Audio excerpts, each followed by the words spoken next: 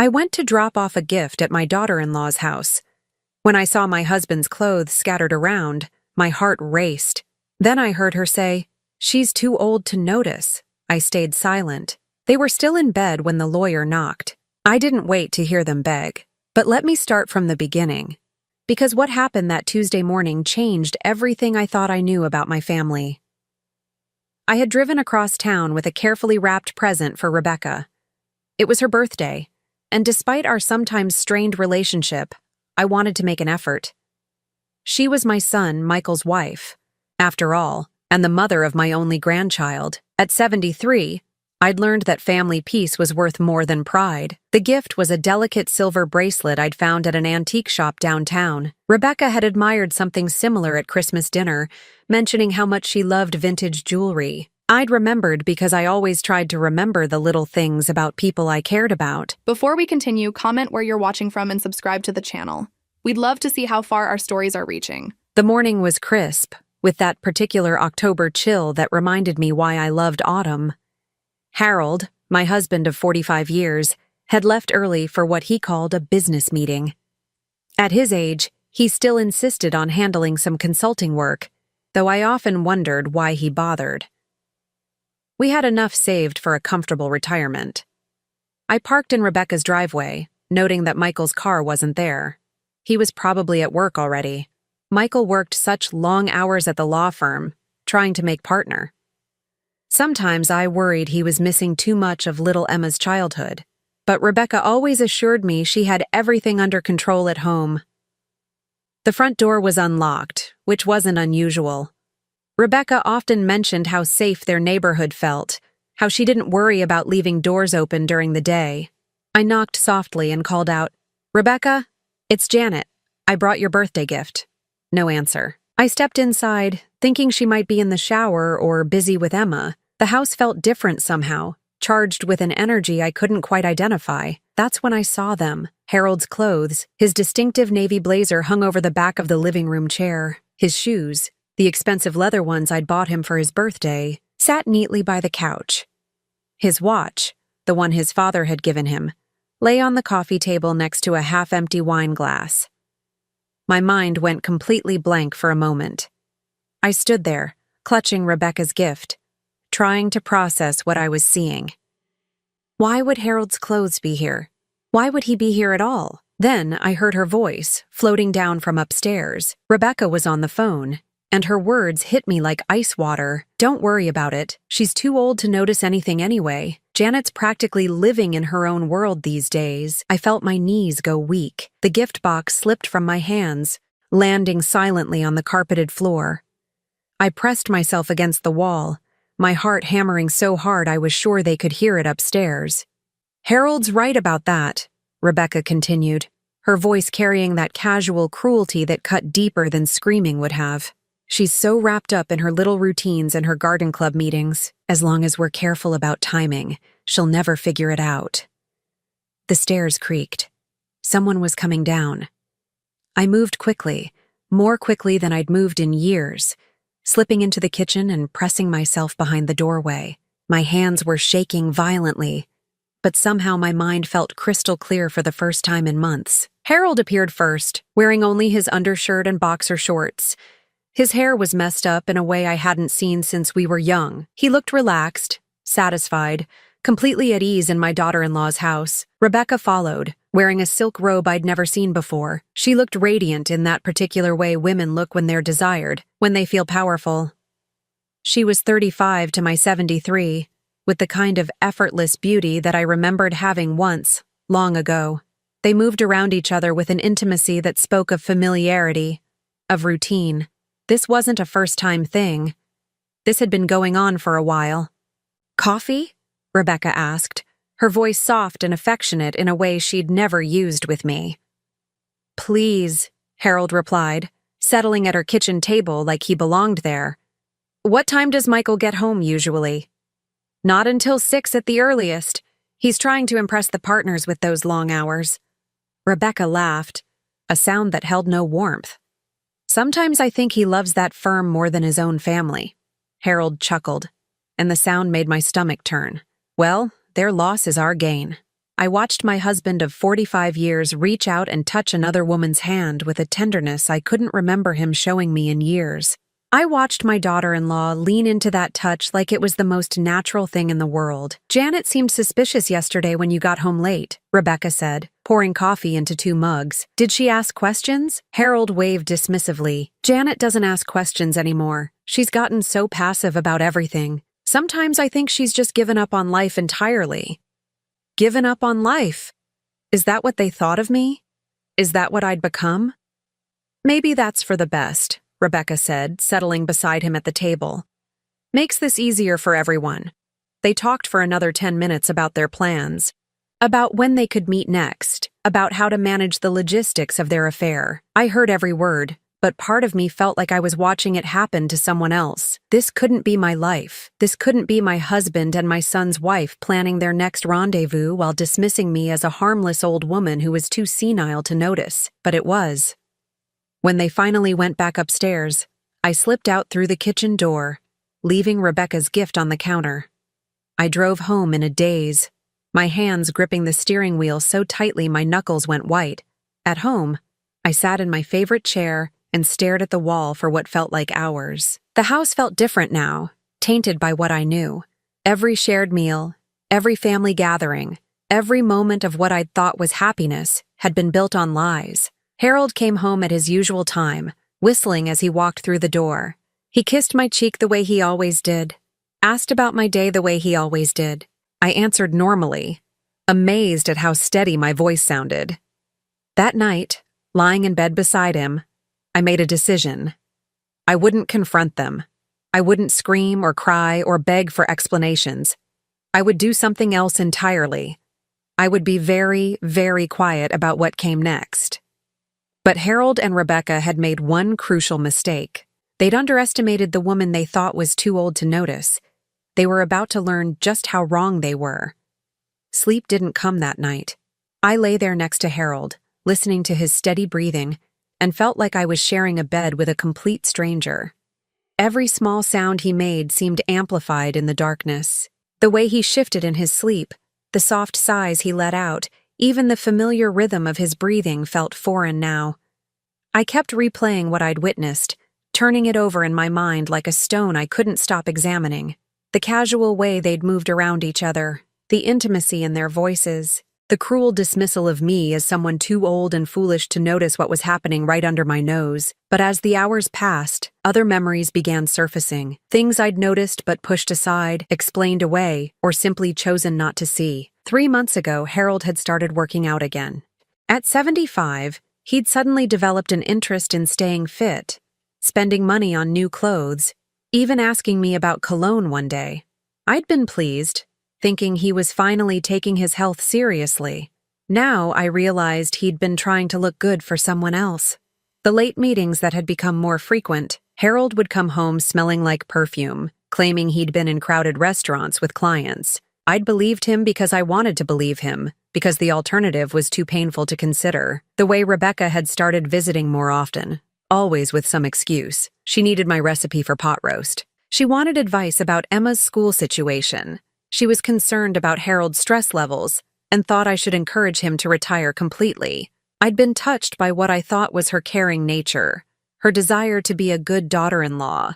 How stupid I'd been. I remembered now how she'd started asking subtle questions about our marriage. Was Harold happy? Did we still do things together? Wasn't it hard being married to someone for so long? At the time, I'd thought she was just curious, maybe worried about her own marriage to Michael. Young couples always wondered if love could last decades. Now I understood she'd been gathering intelligence, learning about the weak spots in our relationship so she could exploit them.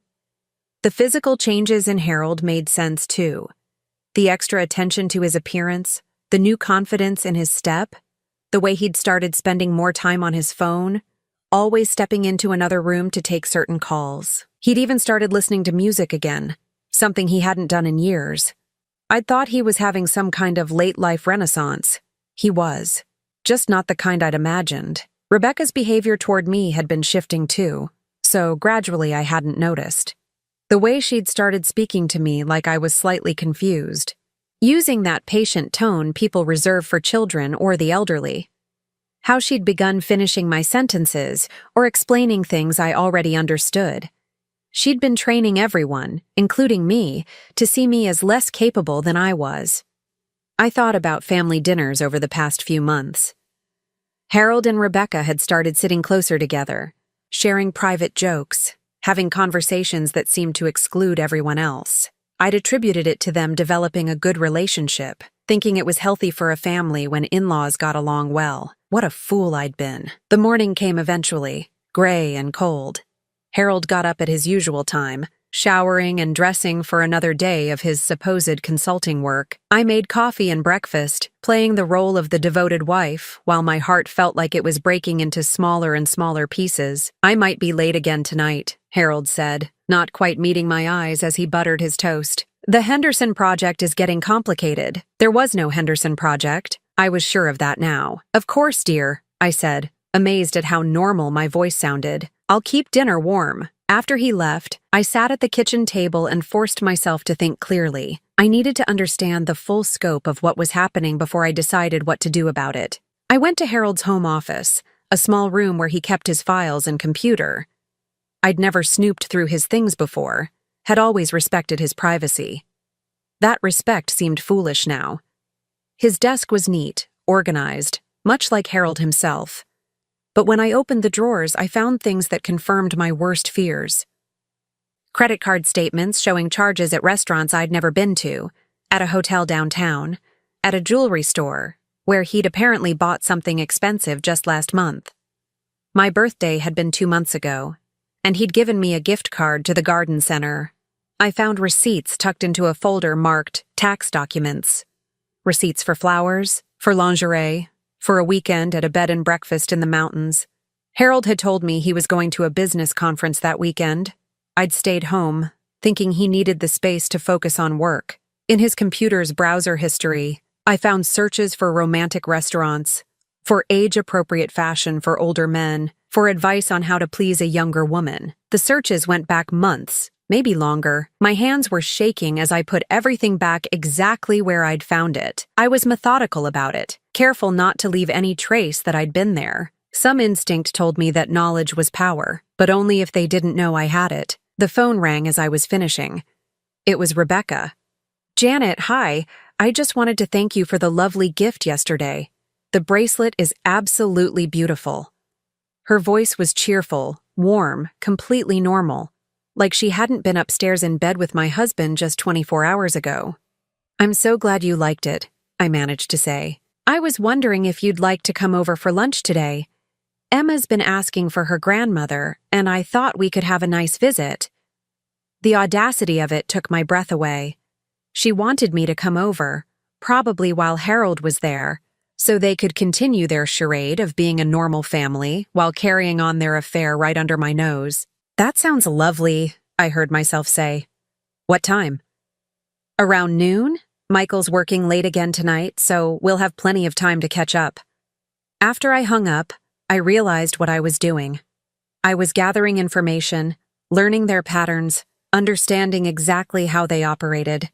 I wasn't ready to confront them yet, but I was preparing for something. I just wasn't sure what. I spent the morning making a list of everything I could remember, every strange behavior, every unexplained absence, every lie I'd been told. The list was longer than I'd expected, going back almost 6 months. 6 months of being played for a fool. 6 months of them laughing behind my back while I played the role of the devoted wife and caring mother-in-law. 6 months of them thinking I was too old, too stupid, too out of touch to notice what was happening in my own family. As I got ready to go to Rebecca's house for lunch, I looked at myself in the mirror. I saw what they saw. A 73-year-old woman with gray hair and laugh lines, someone who moved a little slower than she used to, someone who preferred quiet evenings at home to nights out on the town. But I also saw something they'd missed: intelligence in my eyes, strength in the set of my shoulders, a lifetime of experience that had taught me how to survive difficult things. They thought they knew me, thought they could predict my reactions, control my responses. They were about to learn how wrong they were. I drove to Rebecca's house with a sense of purpose I hadn't felt in months. I was going to lunch with my daughter-in-law, and I was going to be the perfect grandmother, the devoted family member they expected me to be. But I was also going to be something else entirely. I was going to be very, very careful about what I said and did next. The lunch invitation felt like walking into a trap, but I went anyway. I needed to see how they behaved when they thought I was completely oblivious. I needed to understand the full extent of their deception before I decided what to do about it. Rebecca answered the door with Emma on her hip, both of them smiling brightly. My granddaughter reached for me immediately, and for a moment, the pain in my chest eased. Whatever else was happening, Emma was innocent in all of this. "Grandma Janet," Emma squealed, wrapping her little arms around my neck. "Mommy made sandwiches. Did she now?" I said, kissing her soft cheek. "That sounds wonderful." Rebecca led me into the kitchen, chattering about Emma's preschool activities and the beautiful fall weather. She seemed completely relaxed, showing no sign of guilt or nervousness. If I hadn't seen what I'd seen yesterday, I would have thought she was simply being a good daughter-in-law, making an effort to include me in their lives. The kitchen table was set for 3, with Emma's special plate and cup. Rebecca had made chicken salad sandwiches and had even bought the expensive crackers I liked from the gourmet store downtown. It was all very thoughtful, very normal. "I hope you don't mind that it's just us girls today," Rebecca said, settling Emma in her booster seat. "Harold mentioned he might stop by later, but you know how unpredictable his schedule is these days." The casual mention of my husband's name, delivered with such innocent normalcy, made my stomach clench. She was planning to have him here while I was present, probably getting some kind of thrill from the deception. "His consulting work keeps him so busy," I said carefully, watching Rebecca's face. "Oh yes, he's always telling me about the projects he's working on. He's such a dedicated man." Her expression was perfectly sincere, but I caught something else in her eyes. A flicker of satisfaction, maybe even amusement. We ate lunch while Emma chattered about her friends and her favorite cartoons. I found myself studying Rebecca with new eyes, trying to understand how I'd missed the signs of what she really was. She was beautiful.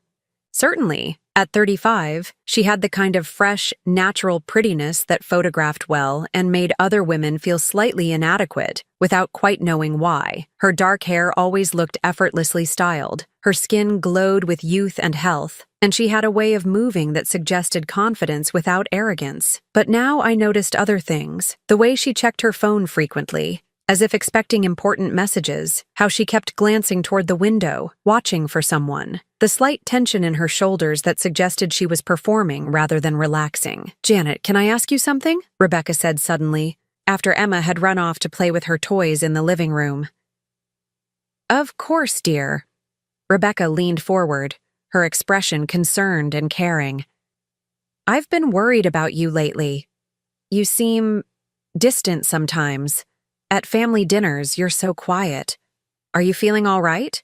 The question was delivered with such apparent genuine concern that if I hadn't known better, I might have been touched.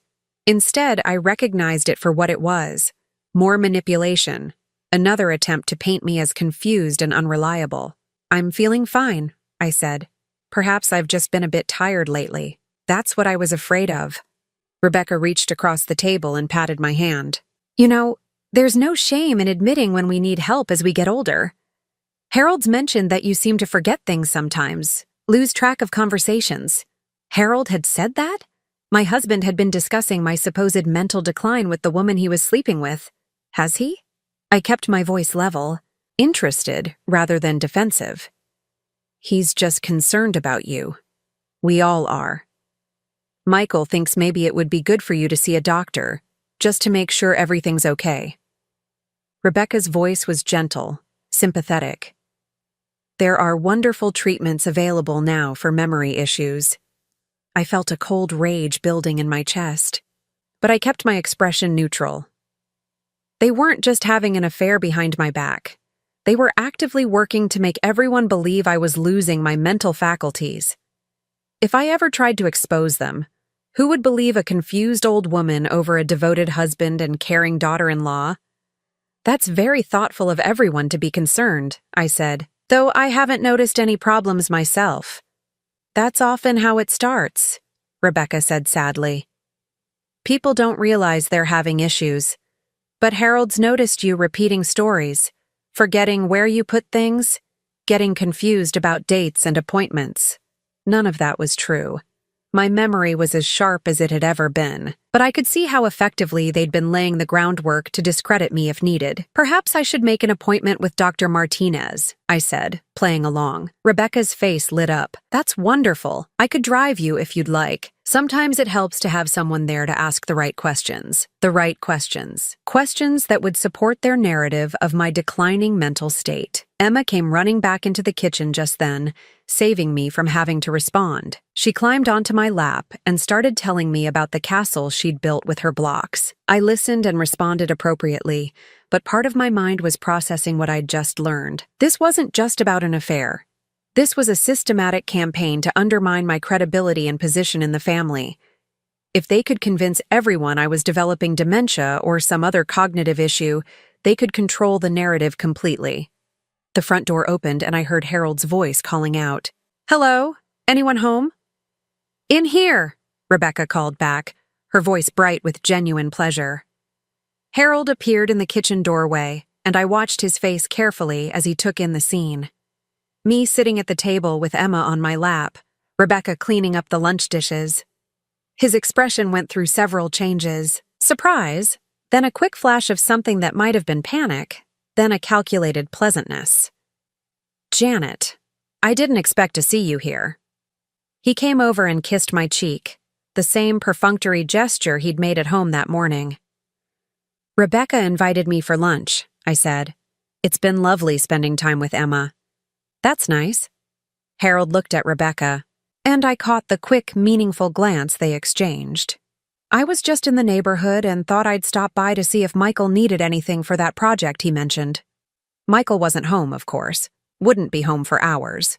But Harold needed an excuse for being here. "Oh, he's not here," Rebecca said, as if this was news to her. "He's been working such long hours lately. Well, maybe I'll wait a bit, see if he comes home early." Harold settled into the chair across from me, making himself comfortable. I watched them try to act normal, try to behave like a father-in-law and daughter-in-law having an innocent family visit, but I could see the tension underneath, the careful way they avoided looking at each other too much, the studied casualness of their conversation. Emma, bless her heart, broke some of the awkwardness by demanding Harold's attention. She wanted to show him her block castle, and he dutifully admired her construction while she explained all its features. For a few minutes, he was just her grandfather, genuinely delighted by her enthusiasm.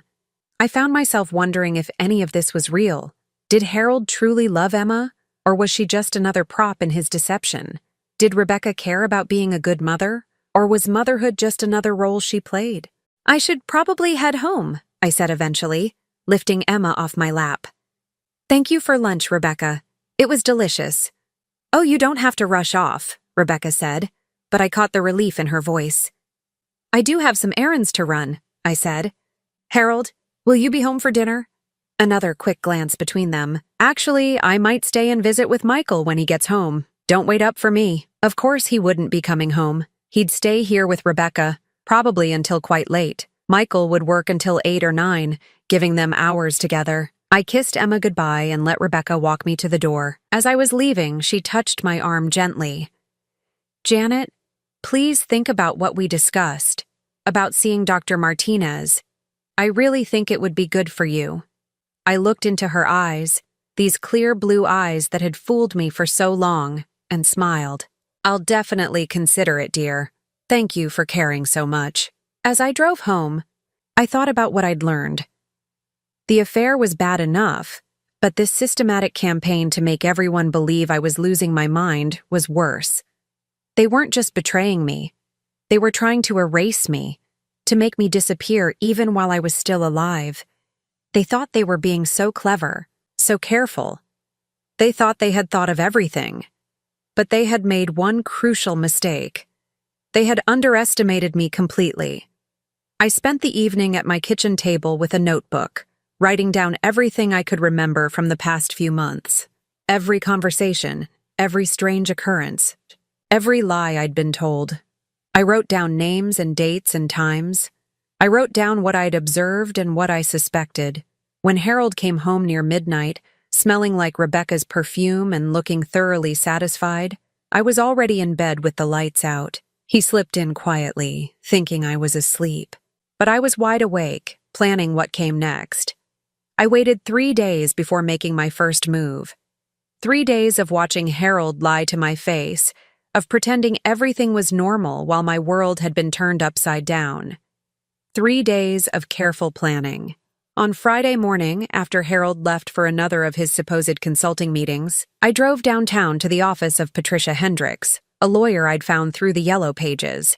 I'd chosen her specifically because she was a woman about my age, someone who might understand what I was going through better than a young male attorney. Her office was small but professional, with diplomas on the wall and family photos on her desk. She had gray hair like mine, kind eyes behind wire-rimmed glasses, and the sort of straightforward manner that put me at ease immediately.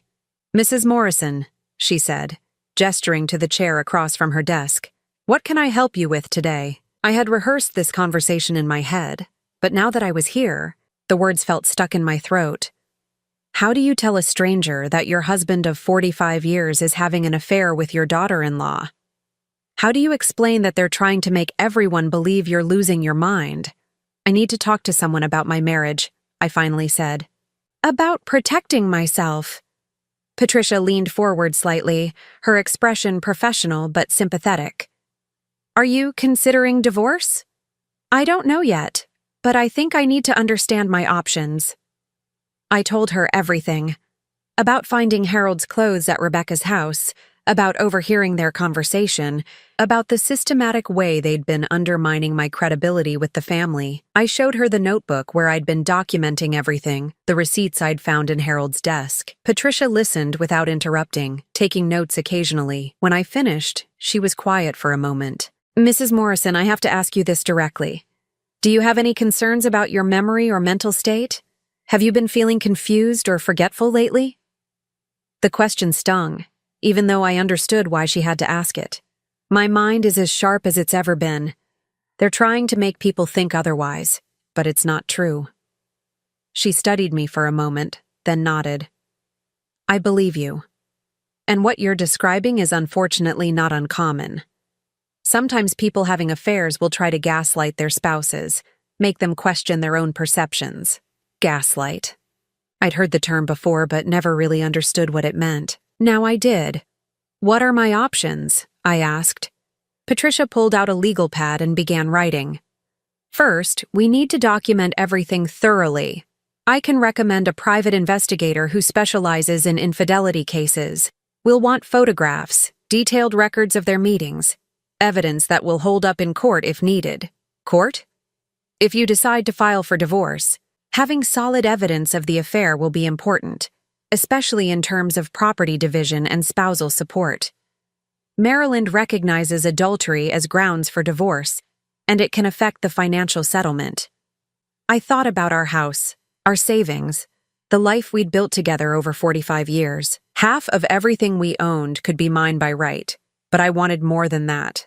I wanted justice. "There's something else," Patricia continued. "If they're really trying to have you declared mentally incompetent, we need to get ahead of that. I'd recommend having a complete psychological evaluation done by a doctor of your choosing, someone who can document your mental acuity. If they try to challenge your competency later, we'll have proof that you were fully aware and capable when this all started." The idea that I might need to prove my own sanity felt surreal, but I understood the necessity. How long would all of this take? Gathering evidence? A few weeks to a month, depending on how careful they're being. The investigator I work with is very good at staying undetected. I left Patricia's office with a business card for David Chen, a private investigator, and an appointment for a psychological evaluation the following week. I also left with something else, a sense of purpose I hadn't felt in months. David Chen's office was above a Chinese restaurant in a part of town I rarely visited. He was younger than I'd expected, maybe 50, with kind eyes and a gentle manner that reminded me of my family doctor. "Mrs. Morrison," he said, offering me tea from a small electric kettle in the corner of his office. "Patricia told me a bit about your situation. I want you to know that these cases are always difficult, but you're doing the right thing by seeking the truth." He explained how the surveillance would work. He'd follow Harold and Rebecca, document their meetings, take photographs that would serve as evidence. He'd be discreet, careful not to let them know they were being watched. "How much will this cost?" I asked, thinking about our joint savings account. "My retainer is $1,500, and then it's $200 a day plus expenses. Most cases like this take about 2 weeks to get sufficient evidence." I wrote the check from my personal account, money I'd saved from my household allowance over the years. Harold had always been generous with money for groceries and household expenses, never questioning what I spent. He probably assumed I wasted it on unnecessary things. He was about to learn how wrong he was about that, too. The psychological evaluation took place the following Tuesday. Dr. Sarah Martinez, a psychiatrist Patricia had recommended, put me through a series of tests and interviews designed to assess my mental state. Memory tests, cognitive assessments, questions about my mood and behavior. "Mrs. Morrison," she said when we were finished, "I want to be very clear about something. You show no signs whatsoever of cognitive decline or mental health issues. Your memory is excellent, your reasoning skills are sharp, and you're clearly fully aware of your circumstances. If anyone tries to suggest otherwise, they're either mistaken or deliberately misleading." She agreed to write a detailed report documenting her findings, something I could use if Harold and Rebecca tried to have me declared incompetent. Meanwhile, I continued my own quiet investigation at home. I started paying closer attention to Harold's habits, his schedule, the lies he told me. I noticed that he showered immediately when he came home from his meetings, that he'd started keeping his phone face down on surfaces, that he'd become jumpy when it rang while I was nearby. I also began testing my own family's perceptions of me. At our weekly dinner with Michael and Rebecca, I made subtle mistakes on purpose, just to see how they'd react. I forgot Rebecca's middle name, confused the date of Emma's birthday by 1 day, asked Michael to repeat something he'd just said. Every time, Rebecca jumped in with exaggerated concern. "Oh, Janet, you asked that same question just a minute ago," she'd say with patient kindness. Or, "Don't worry, we all forget things sometimes." Michael would look at me with growing worry, exchanging glances with his wife that confirmed their shared concern about my declining mental state. Even little Emma started treating me differently, speaking louder and slower, as if I couldn't understand her properly. It was heartbreaking to watch my own family begin to see me as a confused old woman, but it also confirmed what I'd suspected. Rebecca had been working on this for months, planting seeds of doubt about my competence that were now growing into full-blown concern. 2 weeks into David Chen's surveillance, he called with an update. "Mrs. Morrison, I have some information for you. Can you come to my office this afternoon?" I drove downtown with my heart pounding, not sure what I was about to learn, but knowing it would change everything. David had photographs, dozens of them, showing Harold and Rebecca together at restaurants, walking hand in hand through downtown parks, entering and leaving hotels. There were pictures of them kissing, embracing, looking at each other with obvious intimacy and affection. "They're not being particularly careful," David said, spreading the photos across his desk. "They seem to think no one is paying attention." There was more. Credit card records showing that Harold had been paying for hotel rooms, expensive dinners, jewelry purchases. Phone records revealing hundreds of calls and text messages between them over the past 6 months. "There's something else," David said, his expression growing more serious. "I followed them to a doctor's appointment yesterday. Looked like an obstetrician's office. My blood went cold. You think she's pregnant? I can't be certain, but that would be my guess based on the type of practice it was." I stared at the photographs, at the evidence of my husband's betrayal spread across David's desk. Harold looked happy in these pictures, younger somehow, more alive than I'd seen him in years. Rebecca glowed with the kind of radiant beauty that suggested she was deeply in love. They weren't just having a casual affair, they were building a life together, planning a future that didn't include me. "What happens now?" I asked. David gathered the photographs into a neat stack. "That's up to you, Mrs. Morrison. But you have everything you need to take action if you choose to." I drove home in a daze, the envelope of evidence on the passenger seat beside me. Harold was there when I arrived, reading the newspaper in his favorite chair, looking completely relaxed and innocent. "How was your day, dear?" he asked without looking up. "Fine. I said. Just fine. That night, I sat at my kitchen table with all the evidence spread before me: photographs, financial records, phone bills, medical reports documenting my mental competence.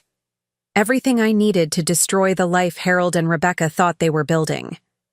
But I wasn't ready to use it yet. I had one more thing I needed to do first.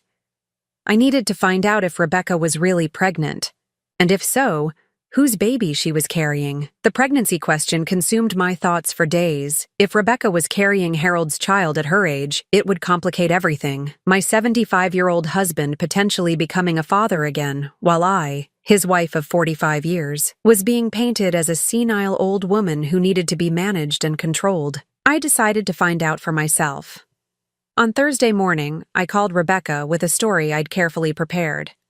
"Hello, dear," I said, making my voice sound slightly confused.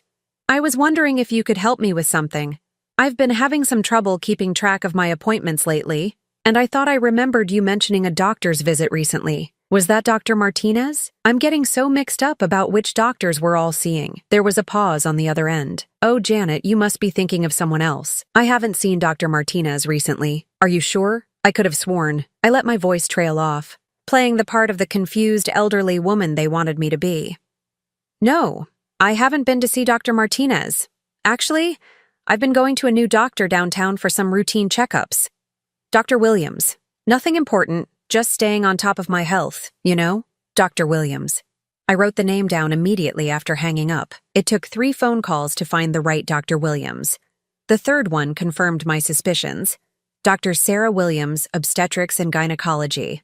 I made an appointment for the following day, claiming to be Rebecca's concerned mother-in-law, who wanted to discuss some family health history that might be relevant to her care. The receptionist was hesitant at first, but when I mentioned that Rebecca had specifically asked me to come in, she agreed to schedule a brief consultation. Dr. Williams was a pleasant woman in her 40s who seemed genuinely concerned about providing the best care for her patients. When I sat down in her office, I decided to take a direct approach. "Doctor, I need to ask you something confidentially. Is my daughter-in-law, Rebecca Morrison, pregnant?" Dr. Williams looked uncomfortable. "I'm sorry, but I can't discuss any patient's medical information without their explicit consent. Privacy laws are very strict about these matters."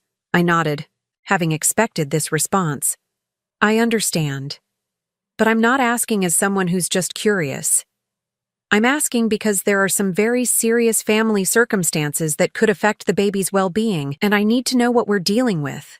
I could see her wavering, torn between protecting patient privacy and what seemed like genuine concern for a family member. "Without confirming or denying anything," she said carefully, "could you tell me what these circumstances are?" So I told her. Not everything, but enough. I explained that there were concerns about the paternity of a potential pregnancy, that there was a situation involving an older man who might be the father, and that the family needed to understand the medical implications. Dr. Williams was quiet for a long moment. Finally, she spoke. "Mrs. Morrison, I can't give you specific information about any patient, but I can tell you that if you have concerns about a family member's pregnancy, especially involving questions of paternity or potentially complicated family dynamics, the best thing you can do is encourage everyone involved to be honest with each other. Secrets in these situations tend to cause more harm than truth."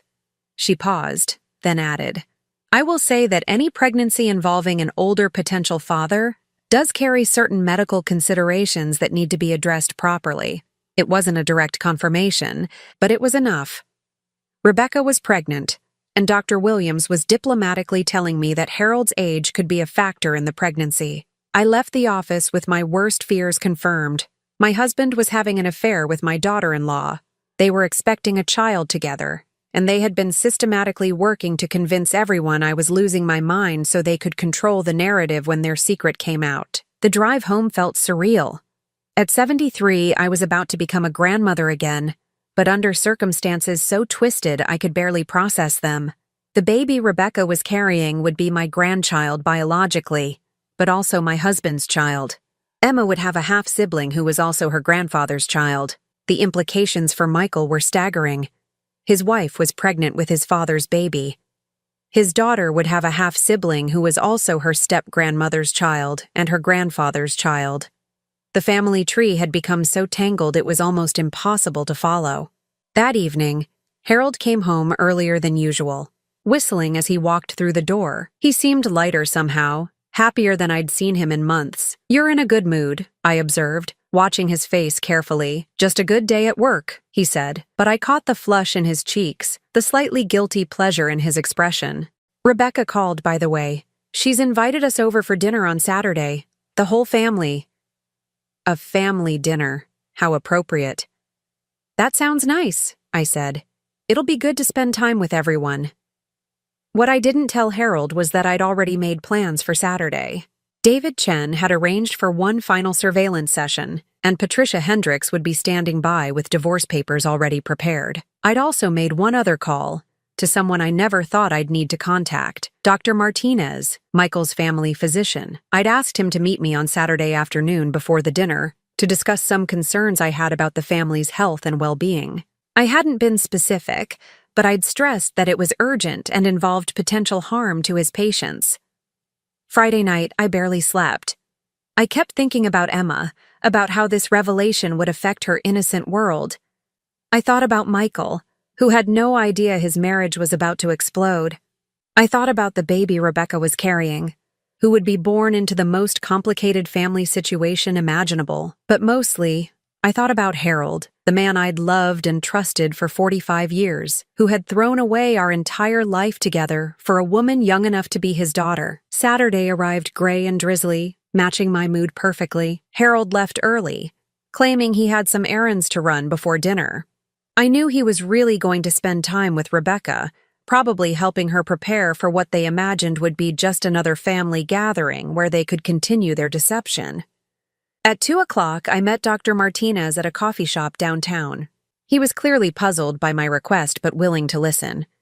"Janet, what's this about? You sounded very concerned on the phone." I told him everything. About the affair, about the pregnancy, about their campaign to convince everyone I was mentally declining. I showed him the evidence David had collected, the psychological evaluation proving my competence, the medical records I'd pieced together. Dr. Martinez's expression grew more serious with each detail. "This is extremely concerning," he said finally. "Not just the personal betrayal, but the potential medical complications. A pregnancy at Rebecca's age with a 75-year-old father carries significant risks that need to be monitored carefully." "There's something else," I said. "I believe they're planning to announce the pregnancy tonight at dinner, and I think they're going to claim the baby is Michael's, even though the timing doesn't work if you know when the affair actually started." Dr. Martinez was quiet for a long moment. "Janet, what are you asking me to do?" "I'm asking you to be there tonight, as Michael's doctor, as someone who knows this family's medical history. I think Michael is going to need medical support when he learns the truth about his marriage." He agreed, understanding the seriousness of the situation. At 6:00, I arrived at Rebecca's house carrying a bottle of wine and the envelope containing all the evidence David had collected. Harold was already there, looking comfortable and relaxed in his lover's home. Michael had just arrived from work, still in his suit, looking tired, but pleased to be spending time with family. Emma ran to greet me, and I hugged her tightly, knowing this might be the last normal moment we'd have for a while. "Isn't this nice?" Rebecca said, her face glowing with what I now recognized as the radiance of early pregnancy. All of us together. We sat down to dinner, and the conversation flowed normally for the first course.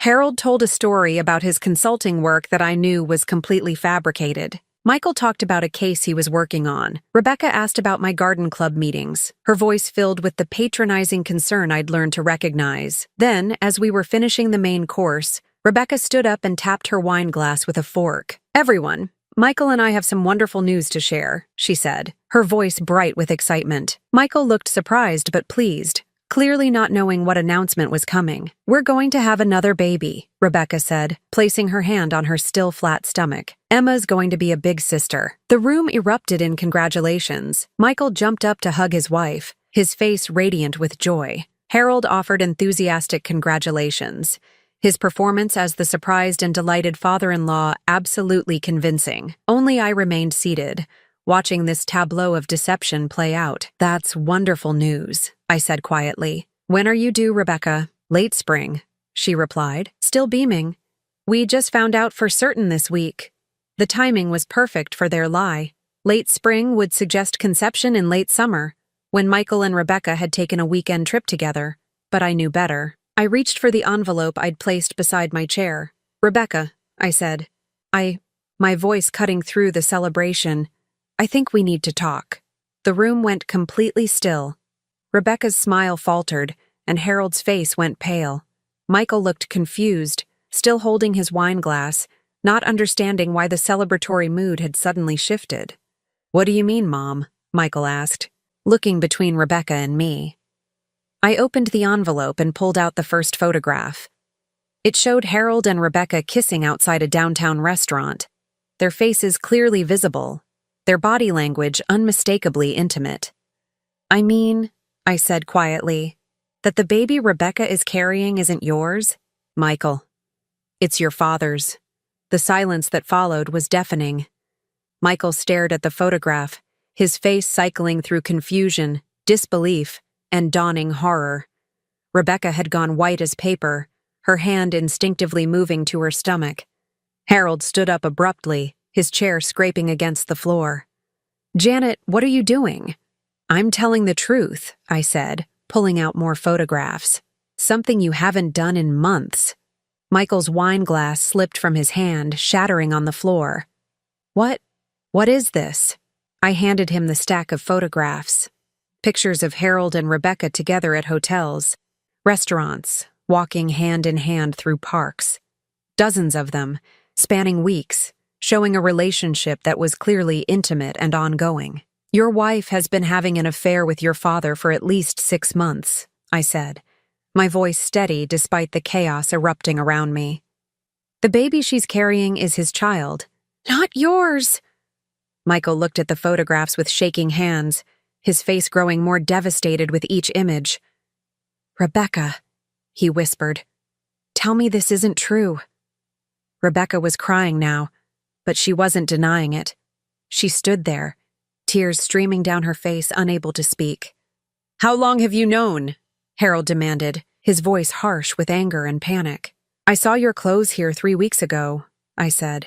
I heard Rebecca tell someone on the phone that I was too old to notice what was happening, but you were wrong about that. Michael suddenly stood up, his movement so violent that his chair toppled backward. You're having an affair with my mother? He shouted at Harold. My wife is pregnant with my father's baby? The raw pain in his voice broke something inside me. This was my son, the little boy I'd raised and loved, and I was watching his world crumble. Michael, Rebecca said, finally finding her voice. Please let me explain.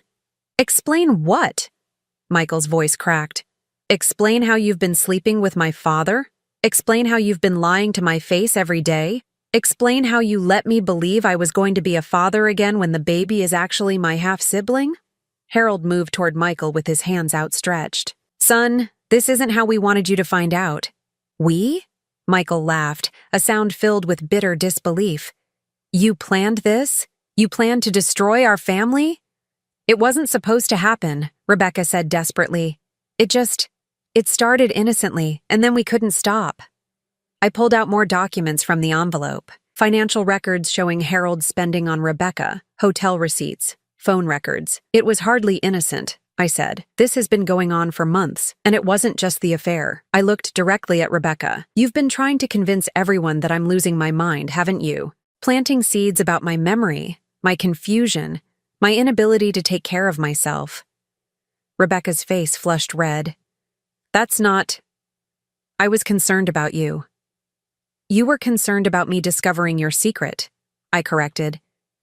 So you tried to make everyone believe I was incompetent, that nothing I said could be trusted. I pulled out Dr. Martinez's psychological evaluation. Fortunately, I had myself tested by a qualified psychiatrist. She found me to be completely mentally competent, with no signs of cognitive decline whatsoever. Michael was staring at Rebecca with a look of complete betrayal. You tried to make us think Mom was losing her mind. While you were sleeping with my father? At that moment, the doorbell rang. Through the window, I could see Dr. Martinez's car in the driveway. "That will be Dr. Martinez," I said. "I asked him to come because I thought you might need medical support when you learned the truth about your marriage." Harold's face went from pale to flushed with anger. "You planned all of this. You orchestrated this entire confrontation." "I documented the truth," I said. "You and Rebecca orchestrated the lies." Dr. Martinez entered, took one look at the chaos in the room, and immediately went to Michael's side. "Michael, are you all right?" Michael looked at his family doctor with hollow eyes. "Did you know about this?" "Your mother told me today," Dr. Martinez said gently. "She was concerned about how this revelation would affect you." "The baby," Michael said suddenly, looking at Rebecca. "How far along are you, really?" Rebecca couldn't meet his eyes. 12 weeks. 12 weeks. Michael did the math quickly. That was when Dad was supposedly at that business conference in Baltimore. When you said you had the flu and couldn't leave the house for 3 days. The pieces were falling into place for him, all the lies and deceptions becoming clear. Emma, who had been playing quietly in the living room, appeared in the doorway, frightened by the raised voices. "Mommy, why is everyone yelling?" The sight of my granddaughter broke the spell of anger that had consumed the room. Rebecca immediately went to her, picking her up and holding her close. "It's okay, sweetheart," Rebecca whispered, though tears were still streaming down her face. Michael looked at his daughter, then at his wife holding her, then at the photographs scattered across the table. "I want you out," he said quietly. "Both of you. I want you out of my house." "Michael," Harold started. "Get out!" Michael shouted, his control finally snapping completely. "Get out of my house! Get away from my daughter! Get away from my family!"